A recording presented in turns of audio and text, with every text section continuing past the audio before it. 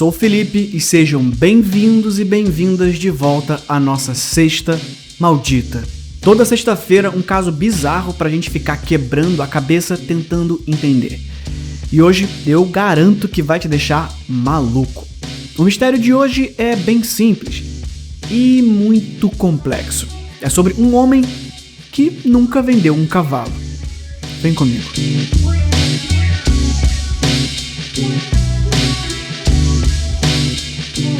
O ano era 1998. A internet começava a se popularizar. Em 14 de março, Jared, apenas um adolescente de 16 anos, estava tomando café da manhã com seu pai. Os dois viviam em uma fazenda que produzia leite em Oklahoma, Estados Unidos. Às 9 da manhã, o café de pai e filho foi interrompido. Uma caminhonete branca estacionou na frente da propriedade e um homem alto saiu. A descrição que o menino deu posteriormente era a de um homem branco, mais de 1,80 m, pesando provavelmente algo em torno dos 100 kg pelo seu porte físico. Tinha uma barba ruiva bem cheia e usava um boné de beisebol com as palavras No Fear escritas. Ele provavelmente tinha algo próximo dos 40 anos. Fumava um cigarro Marlboro Light casualmente. Lenny Derrickson, o pai do menino e dono da fazenda, saiu para verificar o que o estranho queria. De dentro da casa, o jovem observava os dois conversarem por longos minutos.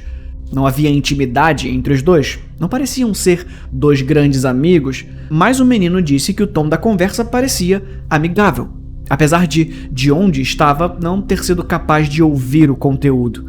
Depois de algum tempo conversando com o desconhecido, o pai voltou para dentro da casa. Ele explicou ao filho que não havia com o que se preocupar. O homem tinha aparecido ali pois tinha interesse na venda de um dos cavalos e queria dar uma olhada. Ele pediu que o filho terminasse de tomar o seu café da manhã sem preocupação, que depois terminasse de dar comida às vacas da fazenda e que se ocupasse, pois ele voltaria pela tarde. Lenny viajaria para Elk City, no mesmo estado de Oklahoma, e também para a cidade de Mobile, no Texas, naquele mesmo dia.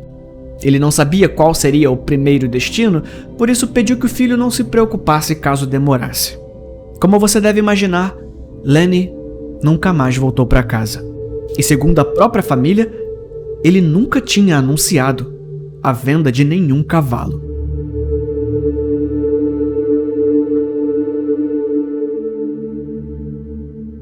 A fazenda de Lenny era produtora de leite.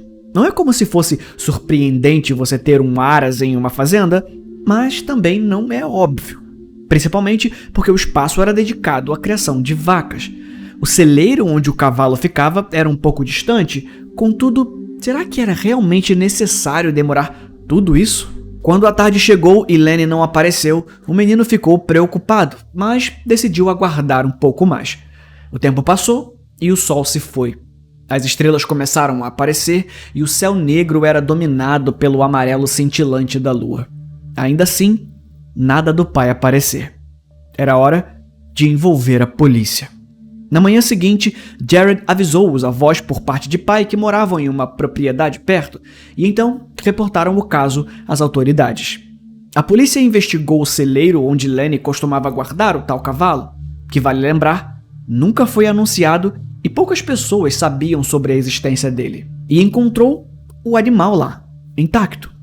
A perícia constatou que ninguém tinha passado por lá nos últimos dias. Lenny e o visitante ignoraram completamente a existência do cavalo depois daquele encontro. Sem pistas e sem corpo, a polícia não tinha muito o que fazer. Nenhuma pista levava à resolução do caso e a investigação parecia perdida. Então, vamos tentar entender um pouco melhor o contexto.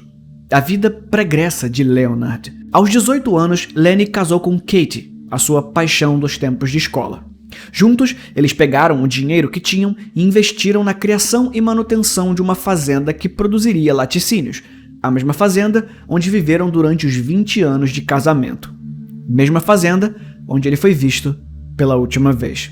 Eu não encontrei entrevistas com a Katie ou alguma informação com credibilidade a respeito do motivo do divórcio, mas eu tenho uma teoria bem doida, que eu vou abordar no final do vídeo, peraí. Mas pode ser que o dinheiro tenha sido parte do motivo da discórdia entre o casal que ficou junto por 2 décadas.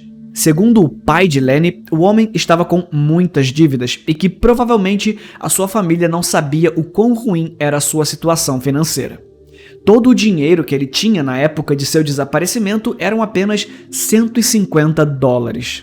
O trabalho na fazenda não era o suficiente para sustentá-lo e ele tinha encerrado as atividades em dezembro de 1997, 3 meses antes de desaparecer.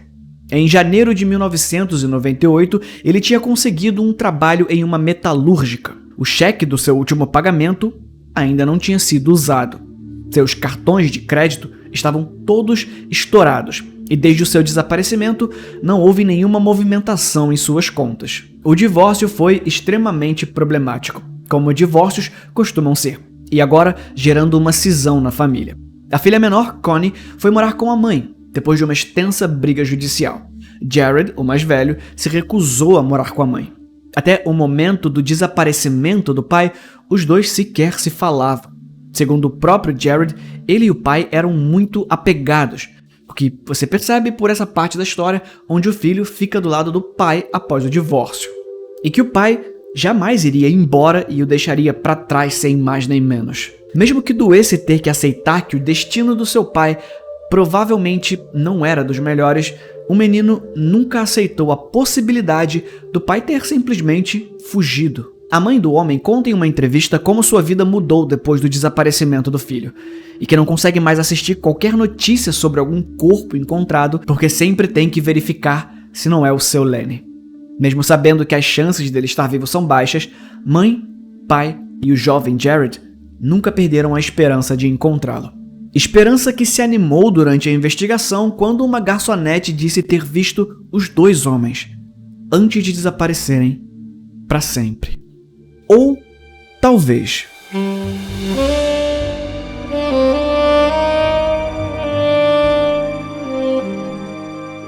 Há uma rede de restaurantes nos Estados Unidos chamada Kettle. É um lugar onde as pessoas costumam ir para tomar um café da manhã bem reforçado.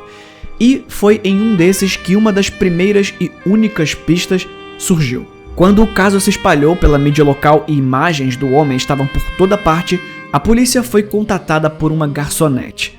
Ela dizia ter visto o homem durante o seu expediente de trabalho.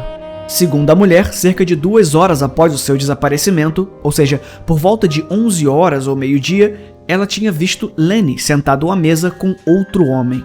Os dois estavam tomando café, o que é bem estranho porque, como você lembra, Lenny já tinha tomado café da manhã com o filho.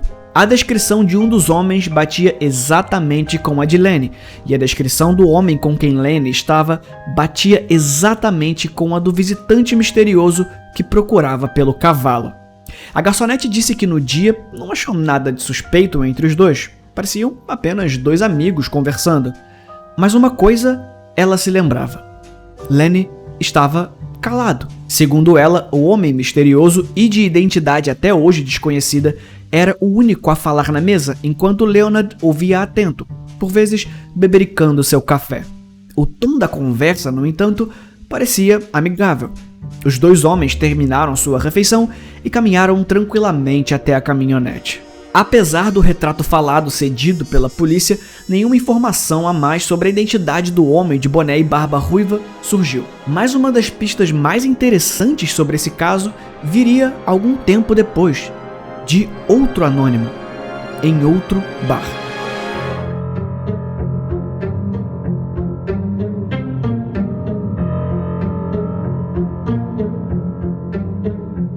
Sem ter qualquer pista para seguir, o caso acabou amornando e a família Derrickson ia percebendo que não haveria uma resolução para o desaparecimento. O filho ainda esperava seu pai voltar.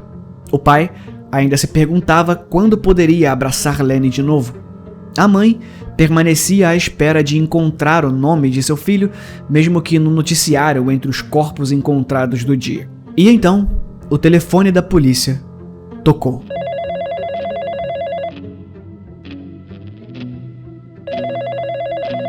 Central de Polícia de Oklahoma?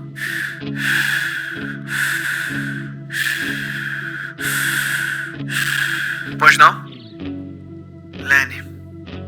Como? O Lenny está aqui. Joe Ray era o xerife do condado de Roger Mills, onde o caso todo tinha se desenrolado. Ele conta que a pessoa do outro lado da linha afirmava que Leonard Derrickson estava com ele no bar. "Ele está sentado bem do meu lado", o homem dizia. A polícia não levou a sério no início, mas o homem insistiu. Disse que conhecia Lenny muito bem e que tinha certeza de que era ele. Para provar, descreveu em detalhes como o homem desaparecido era. A ligação vinha da cidade de Amarillo, no estado do Texas. Curiosamente, um dos possíveis destinos, segundo o próprio Lenny antes de desaparecer. Entre a cidade de Amarillo e a cidade que o Lenny disse que ia, tem uma distância de mais ou menos 1h30. O xerife insistiu que o homem se identificasse, mas ele disse apenas que não podia dizer o seu nome. Segundo ele, Lenny estava bêbado e dançando ao som da música country que tocava. Parecia feliz. A pessoa do outro lado da linha passou o exato endereço de onde estavam e disse que ia esperar a chegada da polícia. O xerife Joe Ray deslocou as viaturas e os policiais correram imediatamente para lá. Ao chegar no bar, Lenny não estava lá, nem mesmo o homem que havia ligado para avisar. A polícia reanimou a investigação e interrogou a garçonete do bar. Ela disse que se lembrava. Sim, na tarde anterior, ela viu o homem usando o telefone do bar para ligar para a polícia. E sim, havia um homem dançando no bar que se encaixava em toda a descrição de Lenny. Essa foi a última vez que se teve notícia, tanto de Leonard quanto do homem misterioso que foi visto com ele no dia em que desapareceu. Será que Lenny simplesmente largou sua vida para trás e fugiu? Será que ele foi vítima de um assassino meticuloso que se certificou em não deixar pistas para trás?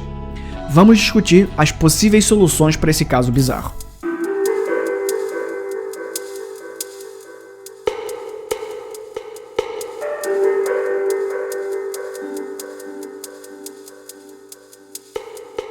Como eu disse, a desvalorização do leite e, por consequência, todos os produtos laticínios causaram a falência da fazenda e a extrema complicação da saúde econômica de Lenny. A teoria mais óbvia é a de que Lenny teria conhecido o homem em seu trabalho na metalúrgica depois de fechar a fazenda. O homem era envolvido com algo ilegal e Lenny teria feito as piores escolhas para resolver os seus problemas financeiros. Talvez o desconhecido que os visitou estivesse lá para cobrar uma dívida. O cavalo poderia muito bem ser uma desculpa para não preocupar o filho. Ele sai com o homem, acreditando que ainda teria a chance de negociar e segurar as pontas um pouco mais até conseguir o dinheiro para pagar, seja lá qual fosse a dívida. Ou até mesmo, sabendo que ia morrer, fez um último pedido para que aquilo não fosse feito na frente do menino. Mas o homem já tinha recebido seu pagamento do trabalho e não tinha compensado o cheque. Ele estava endividado. Mas, se precisasse salvar a própria vida, ele teria o dinheiro. Se Lenny foi morto pelo homem, essa ameaça surgiu de última hora, já que tanto ele quanto o homem não se preocuparam em aparecer normalmente em um lugar público. A ligação feita do bar pode muito bem ter sido uma pessoa que se confundiu, um engano, ou uma tentativa de enganar. Garantir que não se comprove que Lenny está morto evita que se procure tanto por um corpo. Há um desgaste em não se ter essa resposta e que poderia muito bem servir ao assassino. Dando mais trabalho para a polícia, dificulta que se encontre as pistas certas. Há também a possibilidade do suposto assassino de Lenny ser a pessoa que estava de fato bêbada e sentiu algum remorso.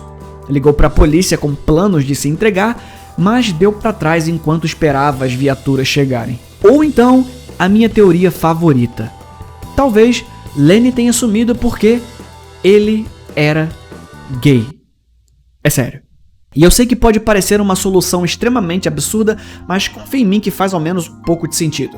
Eu sei que só um pouco, mas já é alguma coisa. E se o motivo do divórcio conturbado não fosse apenas dinheiro, mas a mulher de Lenny tenha descoberto um caso extraconjugal?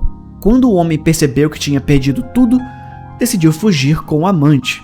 Lenny tinha experiência com fazenda e metalúrgica, duas indústrias que você pode facilmente viver anos trabalhando e ganhando seu dinheiro sem nunca chamar atenção no radar. Você pode simplesmente forjar documentos ou trabalhar no interior. Não seria difícil deixar para trás uma vida onde você não tem mais nada depois de um divórcio e da falência. Ainda tem a questão do filho, e eu não vou fazer nenhuma afirmação, mas talvez seja possível que, devido ao apego que os dois tinham, o menino soubesse dos planos do pai e prometeu guardar segredo. Ou Lenny simplesmente estava disposto a começar a sua vida do zero, e para isso teria que aceitar certos sacrifícios. Se levarmos em consideração a teoria de que Lenny realmente fugiu, é preciso encontrar um motivo. Ou num cenário mais pessimista, 1998 foi a época do boom dos chats online. Talvez ele tenha marcado o encontro e, sem saber, caiu na armadilha de um assassino sádico. Já que estamos no território da especulação, deixa eu ir um pouquinho mais longe. Eu não sei aqui no Brasil, mas nas minhas pesquisas eu cheguei na informação de que é comum na comunidade gay dos Estados Unidos, supostamente, se procurar por um parceiro gay ativo, se referindo como cavalo ou touro, horse, bull. Anunciar que você tem um cavalo talvez significasse que você procura um parceiro. E dali as coisas deram muito errado. Não é incomum encontrar casos de pessoas que marcaram encontros pela internet e se deram um pouco mal. Tá, mas eu admito que essa parte da teoria é viajada demais. A história do cavalo foi o que ele disse ao filho antes de sumir. Será que o homem de fato falou algo sobre cavalos?